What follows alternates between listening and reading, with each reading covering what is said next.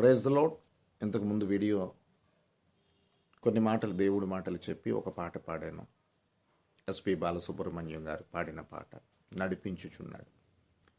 ఈరోజు మనం కూడా తెలుసుకోవాల్సిన విషయం ఏంటంటే నడిపిస్తాడు. అంశం ఏమిటంటే నడిపించుచున్నాడు. అంశం నడిపించుచున్నాడు. నడిపించేవాడు మధ్యలో వదిలేయకూడదండి. మధ్యలో వదిలేసేవాడు దేవుడే కాదు.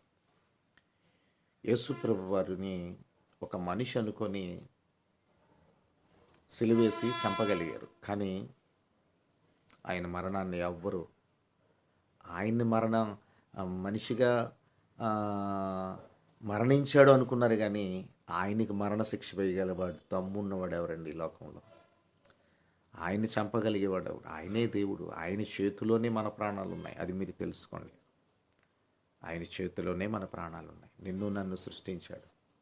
నీకు ప్రాణం ఇచ్చినవాడు ఆయన. నీ దేహాన్ని తన చేతులతో చేసుకున్నవాడు ఆయన. తన ఆత్మని నీలో ఉంచేవాడు ఆయన. తండ్రి, కుమార, పరిశుద్ధాత్ముడు ఎక్కడా లేడు, మనలోనే ఉన్నాడు. ఈ శరీరానికి ఒక రూపమే ఆయన. తన రూపం ఇచ్చాడు. ఆయన తండ్రిగా ఉన్నాడు, కుమారుడిగా వచ్చాడు, తన మార్గాన్ని చూపించాడు. పరిశుద్ధాత్ముడుగా యుగ సమాప్తి వరకు మీతో ఉంటానని మత్తయి సువార్త 28వ అధ్యాయం 18 నుంచి 20 వచనాలు చదువుకోండి. మరి యుగ సమాప్తి వరకు ఉంటానన్న దేవుడు. అయితే ఈరోజు మంచి మాటలు విందాం. దేవునికే స్తోత్రం. ప్రతి ఒక్కరూ శ్రద్ధ కలిగి వినండి. ఒక మర్మం మీతో మాట్లాడాలని ఆశ కలిగి ఉన్నాను. నిజంగా ఆయన ఎంత గొప్ప దేవుడు అన్నది ఈ విషయంలో మీరు ఖచ్చితంగా తెలుసుకోవాలి. చెవిగలవాడు వినుగాక. మరి ఈ విషయము మరి ఎవరన్నా చెప్పారో లేదో నాకైతే తెలియదు, కానీ చెప్పే ఉంటారు. మంచి దైవ సేవకులు ఉన్నారు. నాతో ఈరోజు దేవుడు మాట్లాడిన వాక్యం మీతో పంచుకోవాలని ఆశ కలిగి ఉన్నాను. ఎవరైతే దేవుడు కృపలో, ఆయన తల్లి గర్భములో ఎవరినైతే ఎన్నుకుంటాడో, తన కృపలో ఎవరినైతే పిలిచి పాత్రగా చేసుకుంటాడో, ఎవరినైతే ఎన్నుకొని సర్వలోకానికి వెళ్ళి సువార్త ప్రకటింపజేస్తాడో వారిని విడిచిపెట్టడండి. అలాగని తన భక్తులుగా ఉన్నవారిని కూడా విడిచిపెట్టాడు. ఎందుకంటే సిలువ పక్కన కుడి పక్కన ఉన్న దొంగని ఇదిగో నాతో పాటు పరదేశకు వచ్చేస్తామన్నాడు. ఎవరైతే విశ్వాసంతో ఉంటారో ఖచ్చితంగా వారు దేవుడితో ఉంటారు. దేవుణ్ణి చూస్తారు కూడా ఒక దినం. అయితే ఈరోజు చాలా ప్రాముఖ్యమైన మాట. అందుకే ఇందాక మీతో చదివించాను. అది ఒకసారి మీతో చదివి వినిపించాలి. ముందుగా నేను పేతురు పత్రిక నుంచి మీతో మాట్లాడి తర్వాత యోహాను సువార్తకి వెళ్తాను. పేతురు పత్రిక 2వ పేతురు పత్రిక 3వ అధ్యాయంలో 8-9 వచనాలు. ప్రియులారా, ఒక సంగతి మరిచిపోకుడి. ఎలయనగా ప్రభు దృష్టికి ఒక దినము 1000 సంవత్సరముల వలెను, 1000 సంవత్సరములు ఒక దినము వలె ఉన్నవి. కొందరు ఆలస్యమని ఎంచుకున్నట్లు ప్రభు తన వాగ్దానమును వచ్చి ఆలస్యం చేయువాడు కాడు. ఇది బ్రాకెట్ చేసుకోండి.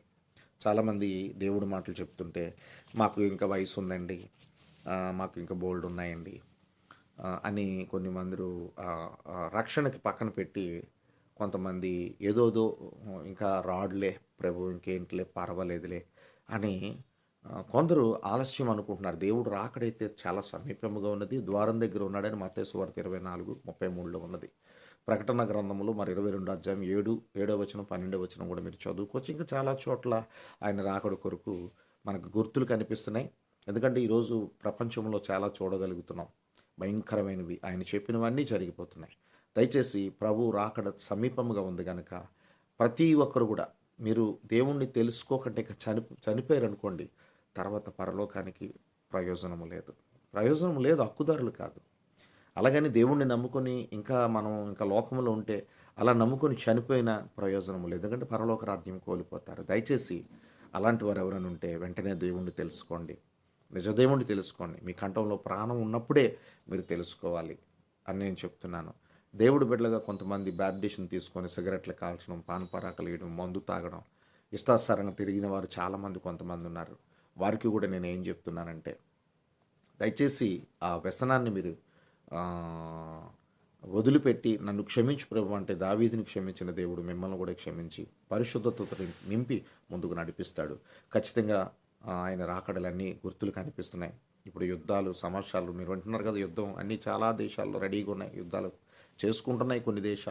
కొన్ని దేశాలు మరి ఏకమవుతున్నాయి. మరి అన్ని దేవుడు గుర్తులు కనిపిస్తున్నాయి కనుక మనం కూడా సిద్ధపాటులో ఉండాలని కోరుకుంటున్నాను. మీ బ్రదర్ సైలేష్ పాల్. అయితే ఇక్కడ క్లియర్గా కొందరు అనే మాట మనం కొందరు ఆలస్యమని ఎంచుకున్నట్లు ప్రభు తన వాగ్దానమును గుచ్చి ఆలస్యము చేయువాడు కాడు గనుక ఎవడునో నశింపవలనని ఇచ్చయింపక. నిన్ను నన్ను రక్షించడానికి లోకాసువార్త 19:10. నిన్ను నన్ను రక్షించడానికి నశించిపోయిన దానికోసం వెతుకు రక్షించుట కొరకు మనుష్య కుమారుడు వచ్చాడు. నీకోసమే.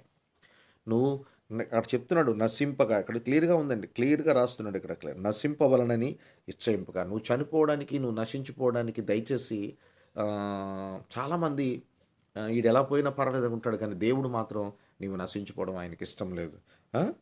నశించవలనని ఇచ్చయింపక అందరూ మారు మనసు పొందవలనని కోరుచు మీ ఎడల దీర్ఘశాంతము గలవాడై ఉన్నాడు.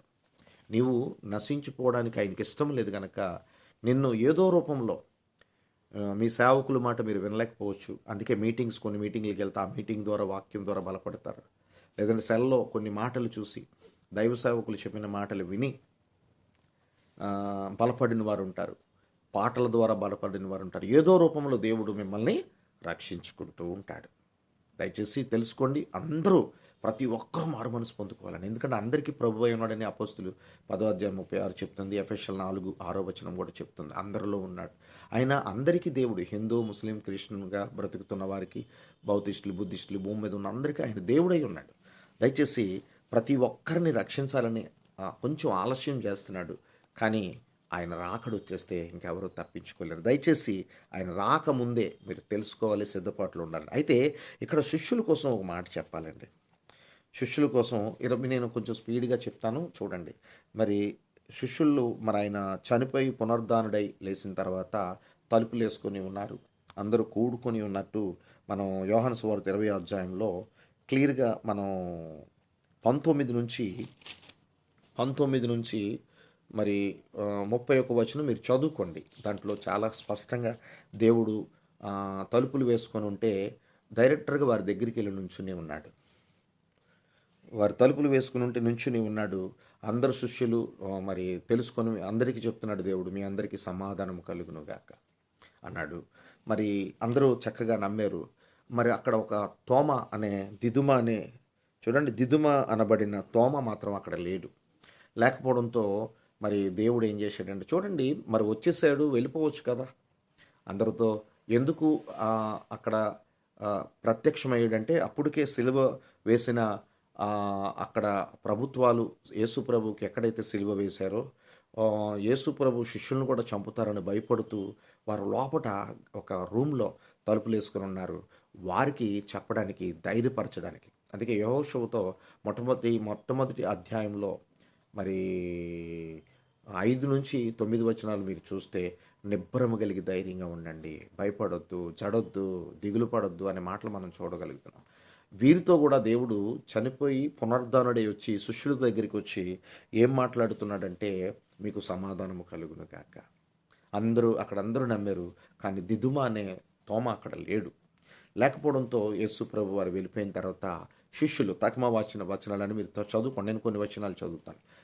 తన శిష్యులు ఏం చేశారంటే దిదుమ, తోమ, యేసు ప్రభు వారు వచ్చారయ్యా, మేము చూసాము, మేము ఎంతో సంతోషపడుతున్నాం, దిగులు పడుతున్నాం, మమ్మల్ని బలపరిచాడు అని అంటే ఆయన ఏమంటాడంటే చూద్దామండి ఆ వాక్యము. ఆయన ఏం మాట్లాడుతున్నాడంటే చూడండి, యేసు ప్రభు వారితో కలిసి జర్నీ చేశారు, ఆయన ఎన్ని అద్భుతాలు చేశారు, గుడ్డివారికి కళ్ళు ఇచ్చారు, మోగవారితో మాట్లాడించారు, కుంటివారు నడిపించాడు, ఊహించలేని కార్యాలు చేశారు. ఇన్ని చేసిన తోమా విషయంలో మనకు వస్తే, అలాగే సంఘాల్లో రోజు మనం ఎప్పటికెప్పుడు ప్రతి ఆదివారం ఆరాధనకు వెళ్తూ ఉంటాం, మరి కానుకలు వేస్తూ ఉంటాం, అలాగే మంచి మాటలు వింటాం, మీటింగ్స్కి వెళ్తాం, అన్నీ చేస్తాం, బైబిల్ చదువుతాం, ప్రార్థన చేస్తున్నాం. ఎవరో ఒకరికి కొంత అల్ప విశ్వాసం అనేది ఉంటుంది. వారితో ఈరోజు దేవుడు మాట్లాడుతున్నాడు. అల్ప విశ్వాసం నీతో ఉంటే దేవుడికి దూరం అయిపోతాం. కానీ ఆ అల్పవిశ్వాసం ఉన్నవారికే దేవుడు సంఘానికి ఎవరో ఒకరిని సాక్ష్యం రూపంలోనో వాక్యం రూపంలో సంఘానికి పిలిపించి వాక్యాలు 3 రోజులు 4 రోజులు 5 రోజులు ఉపవాస కూడికలు ఎందుకు పెడుతున్నారంటే నిన్ను దేవుడు రక్షించుకోవడానికే. ఈ మాటలు వింటున్న ప్రతి ఒక్కరు కూడా సిద్ధపాటులో ఉండండి, మారు మనసు పొందుకోండి. దేవుడు గొప్పవాడు. ఇక్కడ చూడండి 7 దినములు అయిపోయిన తర్వాత అయితే అక్కడ చిన్న మాట చూద్దామండి. తోమ 25 వచనం చదువుతున్నాను చూడండి. 25 వచనం. యోహాను 20 అధ్యాయము 25 వచనం. గనుక తగిన శిష్యులు మేము ప్రభువును చూచితిమని అతనితో చెప్పగా, ఎవరితో చెప్పారు? దిదుమా అనే తోమాతో శిష్యులు చెప్పారు. యేసు ప్రభు వారు వచ్చారు, మేము చూసాం, ఆయన సజీవుడిగా ఉన్నాడు, ఇక మాకు భయం లేదు, ఇంకా ఆయన పని మేము చేసుకుంటాం, యుగ సమాప్తి వరకు మాతోనే ఉంటాడు అని ధైర్యమైన మాటలు ఆ తోమాకు చెప్పినప్పుడు తోమా అంటాడు చూడండి, అతడు నేనాయనను చేతులలో మేకులు గుర్తులను చూచి నా వ్రేళ్ళు ఆ మేకులను గుర్తులలో పెట్టి నా చేయి ఆయన ప్రక్కలో ఉంచితేనే కానీ నమ్మను అని వారితో చెప్పాడు. నేను ఆ చేతిలో మరి మేకులు వేశారు కదా, ఆ మేకులు చేతులు చెయ్యట్టాలి, పక్కలో బల్లింపోటు పొడిచారు కదా, అక్కడ నేను పొడాలి. చూసారా, కొంతమంది అల్పవిశ్వాసులు ఉంటారండి. దేవుడు ముందే చెప్పాడు కదా, ఈ మందిరాన్ని కూలదీయండి, 3 దినముల్లో మందిరం కడతారంటే ఆ మందిరం కాదండి, ఈ మందిరం, ఇది మందిరమై ఉంది. ఈ మందిరం కోసం మాట్లాడు. కానీ కొంతమందికి అర్థమైంది, కొంతమందికి అర్థం అవ్వలేదు. అయితే ఇక్కడ కొన్ని మాటలు మీతో పంచుకోవాలన్నది. 8వ దినం చూడండి, 8వ దినములు అయిన చూడండి 8 దినములైన తరువాత ఆయన శిష్యులు మరలా లోపల ఉన్నప్పుడు తోమా వారితో కూడా ఉండెను.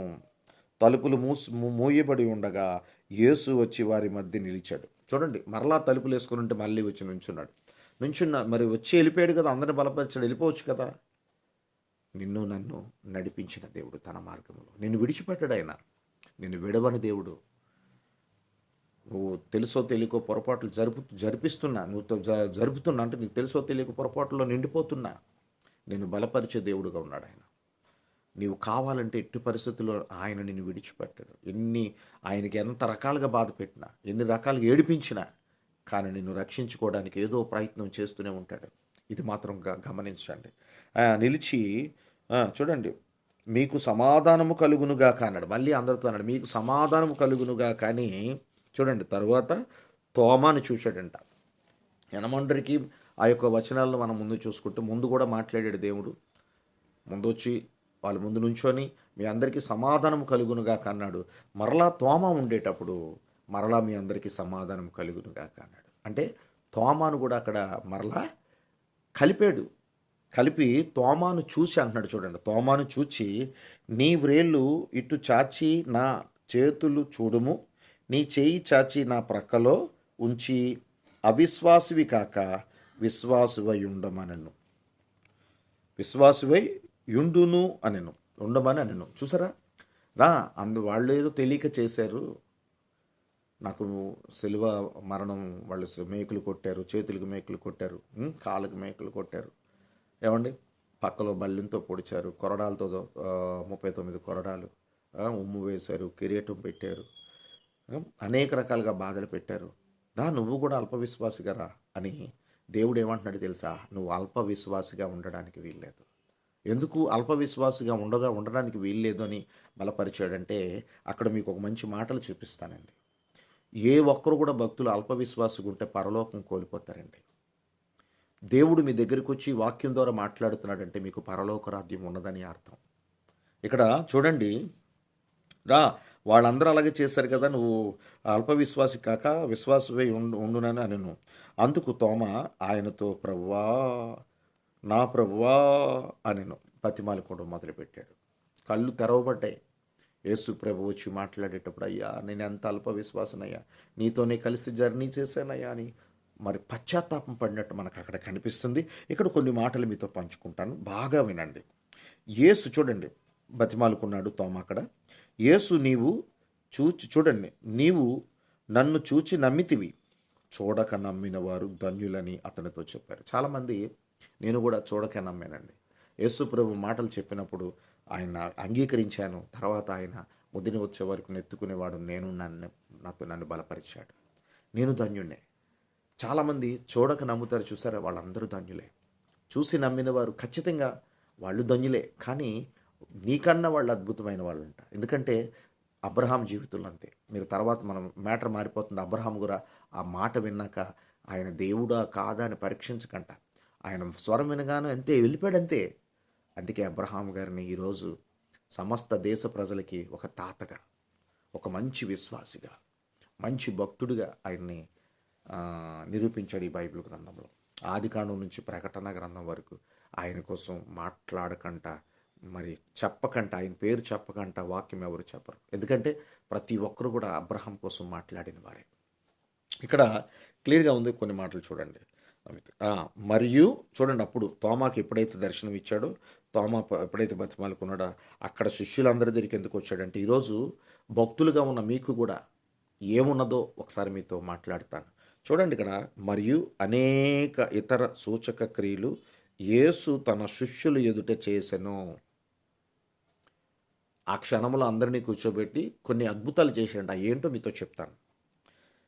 అవి ఈ గ్రంథమందు బడి ఉండలేదు కానీ, అంటే రాయబడలేదు అంటే అక్కడ ఏం చూపించారంటారు? మీరు తర్వాత మీరు చదువుకోండి. ప్రకటన గ్రంథము 21వ అధ్యాయంలో 7వ వచనంలో జయించే వారికి పరలోక రాజ్యం ఉన్నదని, పరలోక రాజ్యంలో శిష్యులకు సంబంధించిన పేర్లు అక్కడ దేవుడు తోమాని శిష్యులందరినీ ఉంచి వారికి కొన్ని సూచక క్రియలు, కొన్ని అద్భుతాలు చూపించారు.